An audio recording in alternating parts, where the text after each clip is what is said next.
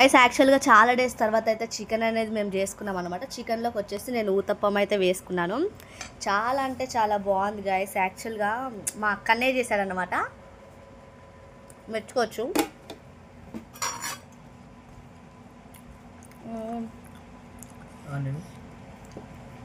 దీనిలో నంచుకోవడానికి ఆనియన్స్ ఒకసారి మనం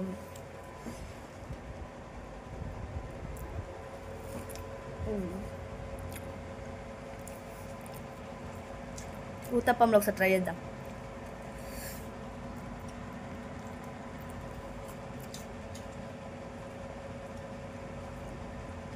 సూపర్.